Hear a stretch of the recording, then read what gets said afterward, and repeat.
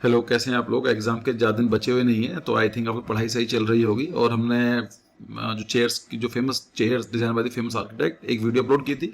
अगर आपने वीडियो नहीं देखी, पहला पार्ट था, उसको जाकर क्लिक करके देख लीजिए आई बटन पर। और उसी वीडियो को हम कंटिन्यू करेंगे, तो आप इसको सेकंड पार्ट कंसिडर कर सकते हैं। तो पहली चेयर आती है आज की, इसमें लिखा है गॉडबर्ग, तो ये चेयर का नाम है। और ये गुन्नार एस्पॉल्ट 1934 में डिजाइन की थी। तो यहाँ पर देख सकते हैं the chair has a thick tubular wooden structure. तो ये जो बना हुआ है वुडन स्ट्रक्चर का बना हुआ है। You can also see with a sitting cushion, तो यहाँ पर बैठने के लिए एक कुशन दिया गया है। एंड अप होल्स्टर्ड बैकरेस्ट, मतलब एक इस तरह से कुशन टाइप का जो बैकरेस्ट दिया जाता है उसको बोलते हैं अप होल्स्टर्ड। ठीक है, फर्नीचर में यूज किया जाता है इस वर्ड को। फिर आता है कि नॉर्मन फोस्टर की बिल्डिंग, नॉर्मन फोस्टर हाँ की चेयर का नाम है इमिको चेयर। सो द इमिको चेयर जो navy chair was actual navy को दी गई थी, was chair first commission by the navy in the 1940s for the use of their worship. तो जहां पर लड़ाई वगैरह होती थी वॉरशिप के लिए इस चेयर को यूज किया जाता था। In 2006 Norman Foster was asked to revisit the design, तो उन्होंने 2006 में इसको फिर से डिजाइन को देखा और थोड़ा चेंजेस किए। उसके बाद ही envision an ultra slim aluminium frame, तो अभी क्या बना दिया गया है, एल्यूमिनियम फ्रेम का इसको फ्रेम दिया गया है। Tempered for standard and hand made out at Emeco Hanover Pennsylvania factory. So the design use 15% less aluminium than the original. तो आज के टाइम के अंदर जो इनकी पुरानी चेयर थी उससे 15% एल्यूमिनियम कम यूज होता है। और इसका जो एस्टिमेट लाइफ स्पैन बोला जाता है लगभग 150 साल, 150 ईयर्स इसके लाइफ स्पैन की बात की जाती है। सो नेक्स्ट चेयर का नाम है द बाउल चेयर। ये किसने डिजाइन की है, लीना बो बार्डी। तो बाउल चेयर क्यों है, क्योंकि बाउल जैसे देखने में लग रही है, इसलिए बाउल चेयर है। So bowl chair is a tilted bowl rested on a metallic ring supported by the 4 legs. तो यहाँ पर क्या मेटालिक रिंग है और ये 4 पैरों पर खड़ी हुई है। Lina Bardi introduce a rounder shape to encourage, तो यहाँ पर राउंड शेप क्यों डिजाइन की गई है, to more natural and relaxing posture, कि एक नेचुरल लगे और कंफर्टेबल पोस्चर में आप बैठ सकें, as oppose to the prevailing angular and upright chairs of that time. तो उस टाइम पीरियड में 1952 की बात कर रहे हैं, जहां पर जो चेयर लगती थी वो एक तरह से स्ट्रेट लाइन की इस तरह से चेयर होती थी, तो काफी नेचुरल डिजाइन दिया था। The chair simple shape echoes Lina Bo Bardi love for simple functional and organic form. Organic form का मतलब क्या होता है, जो नेचर में आप इस तरह देखते हैं कि सिर्फ फॉर्म कोई स्ट्रेट लाइन, हमारे जो नेचर है तो आपको स्ट्रेट लाइन में शार्प एजेस में कोई भी चीज देखने को नहीं मिलेगी। तो नेचर के अंदर जब ये सब चीजें नहीं होती तो ऑर्गेनिक शेप का मतलब क्या है, जैसे जो नेचुरल चीजें वो देखने को मिलती हैं। For example you are also organic shape, है ना, हमारा जो शेप है वो भी ऑर्गेनिक शेप में है। कोई ट्री देखेंगे उसकी भी ऑर्गेनिक शेप में है। कोई आपको ऐसा स्ट्रेट लाइन दिखाई नहीं देगी। अगर कोई जैसे मान लीजिए कोई एक स्पीसीज है, कोई इंसेक्ट है, वो कैसे मूव करता है, वो सीधा कभी स्ट्रेट में रन नहीं करेगा, वो इस तरह से मूव करते हैं। सो this is again organic shape. ठीक है, फिर आता है इम चेयर। तो चार्ल्स एंड रेम्स की चेयर है, बस को देखने में डिजाइन इस तरह से किया गया है। इसको लिख लीजिए, इतनी इंपॉर्टेंट तो नहीं है लेकिन मैंने फिर भी डाल दी है इन केस अगर आपसे पूछा जाता है तो। फिर आता है सिनोता। सिनोता क्या है, एक्चुअली ये नॉर्वेजिया की एक आर्किटेक्चर फर्म है, तो उन्होंने डिजाइन की थी और उस चेयर का नाम था S1500 S1500।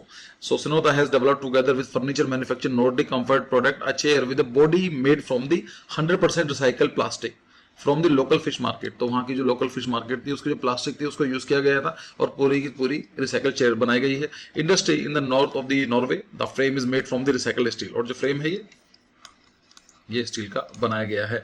द डिजाइन की ambition is to shift the public perception of the use plastic as a waste towards seeing it is a valuable resource. तो नॉर्मली हम लोग ये समझते हैं कि जो प्लास्टिक है वो तरह वेस्ट है, एक बार हमने यूज कर लिया खराब हो गई है, बट ऐसा नहीं है, प्लास्टिक को रीयूज किया जा सकता है। उसी को दिखाने के लिए ये चेयर डिजाइन की गई थी। फिर आता है चेयर का नाम है ड्रॉप चेयर, और ये क्या है, कजुको सिजिमा। तो ये जो चेयर है इस तरह देखने में लगती है, जैसे यहाँ पर देख सकते हैं लोग यहाँ बैठे हुए हैं। आई फील कि कितना लाइक मुझे ऐसा लगता है कि अनकंफर्टेबल टाइप का होगा, like it is very shiny, तो शायद स्लिप करेंगे या फिर I have no idea like कि कैसा होगा। सो खैर देखते हैं। Kazuyo Shizima is a co-founder of the Sana and a world-renowned modernist architect.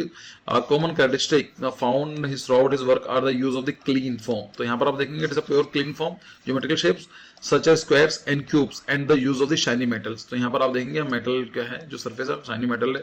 The later design principle of clean in both of drop chair and the Sumita Hokusai museum. तो ये जो museum है ये शायद आपको देखने को मिलेगा टोक्यो, अगर मैं गलत नहीं हूँ, मुझे कंफर्म नहीं है, मैंने इसके बारे में पढ़ा था बहुत टाइम पहले। तो अगर गलत हो तो मुझे कमेंट सेक्शन में बता देना, मैं इसको पिन कर दूंगा जिससे कि बाकी बच्चे चेक कर सकें, ठीक है। आई एम नॉट श्योर कि कहाँ पर है ये। फिर आता है कि हैंस वैगनर की है, ये शायद इसका नाम है विशबोन चेयर, बस ये चेयर को देख लीजिए, दैट्स इट, इतना काफी है। फिर आता है रमोन एस्टिव की चेयर है, उसका नाम है फेज आर्म चेयर। तो मुझे चेयर अच्छी लगी डिजाइन देखने में, इसलिए मैंने डाल दिया। आई थिंक कि इतनी इंपॉर्टेंट तो नहीं है ये, लेकिन फिर भी ऐसी अगर चेयर पूछी जाती है तो आप मार्क करके जाना। After many architectural project Spanish architect Ramon Esteve begin his industrial design phase in 1996 creating object characteristic by the clean line. तो यहाँ पर आप देखेंगे it is a clean line. So अब इसको बोल सकते हैं कि ऑर्गेनिक शेप है ये? नहीं, ऑर्गेनिक शेप में ये काउंट नहीं होंगी। इसको हम लोग बोल सकते हैं ज्योमेट्रिकल शेप में, जियोमेट्रिकल शेप्स में हम इसको काउंट कर सकते हैं। ज्योमेट्रिकल शेप्स, यस, वर्ड भी आगे देखिए।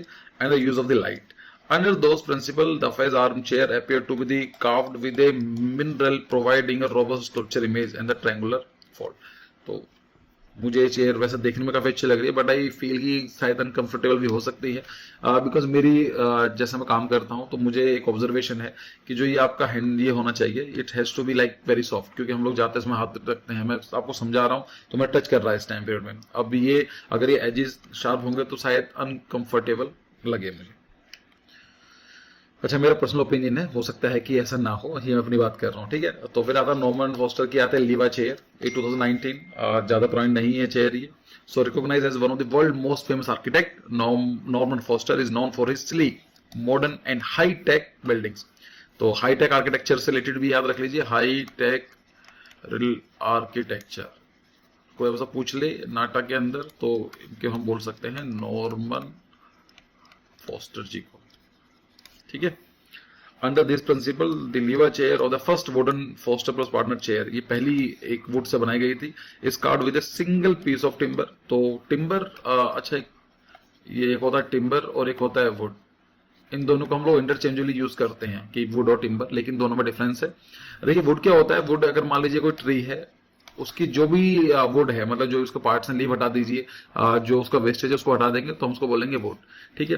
तो लेट्स से कि दिस इज, ऐसा मान लेते हैं, ठीक है, ये आपका ट्री है, नॉर्मली नीचे बड़ा होना चाहिए था, खैर। सो दिस इज, आपने लीव्स हटा दी हैं तो this is whole thing is called as wood. तो इसके बाद जो भी होगी वुड लकड़ी है, ठीक है। टिम्बर का मतलब क्या है, लेकिन ये all the wood can not be used in a furniture और अदर फंक्शनल नीड। तो जैसे मान लीजिए अगर आप इसमें कुछ बनाना चाहते हैं तो ये वाला पार्ट जो है ये खराब हो जाएगा, है ना।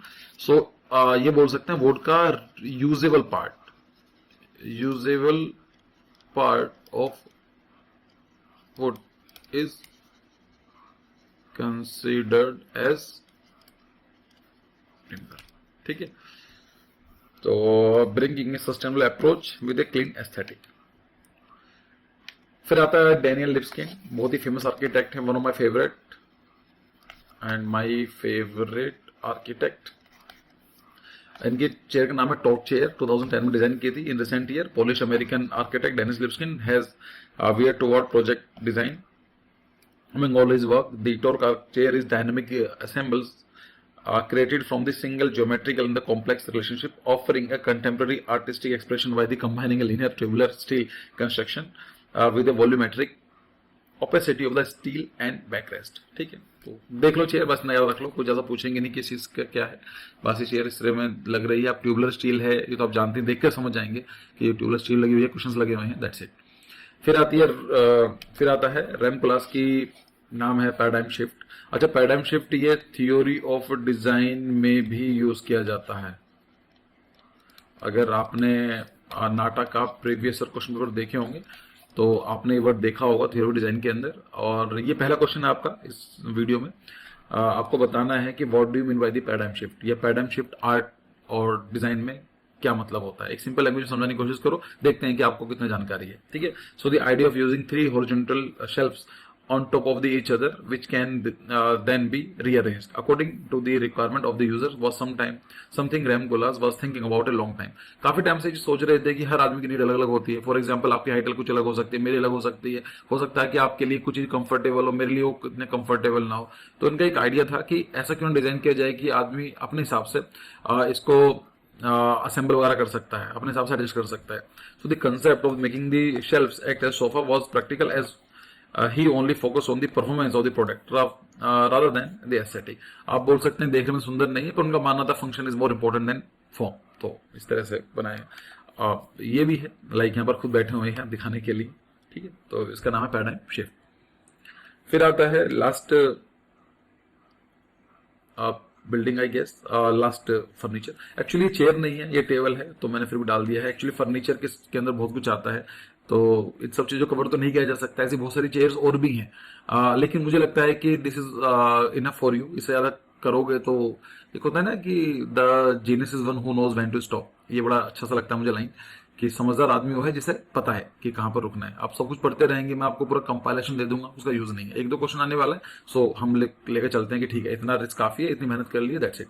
सो the connection of the void and solid. ठीक है, सॉलिड एंड वॉइड, ये भी याद रख लीजिए. सॉलिड एंड वॉइड, ये वर्ड यूज किया जा सकता है आपकी थ्योरी ऑफ डिजाइन के अंदर. ठीक है, when the void is defining the structure as much as the solid, it's sometimes that evolved with the architectural experiment. The design created two horizontal planes which depict the form and surface as much as the structure and the ground. The void does not only act as a whole but rather than define their own surfaces.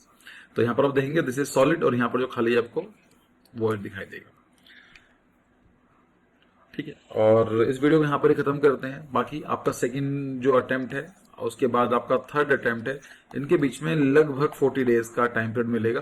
So we are going to launch a new crash course, और बहुत सारे बच्चे हैं जिनके number काफी कम आए हैं and they want to join. So हम लोगों ने अभी वी आर प्लानिंग, अगर देखते हैं कितना हो पाता है. So we are going to start a new crash course जो most probably 10th of June से होगा.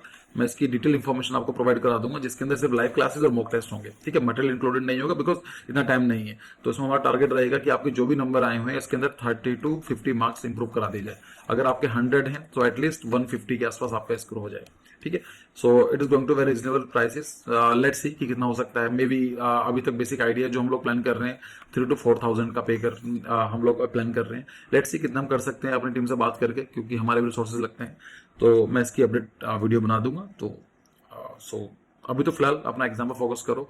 सो see you in the next video. Thank you for your precious time.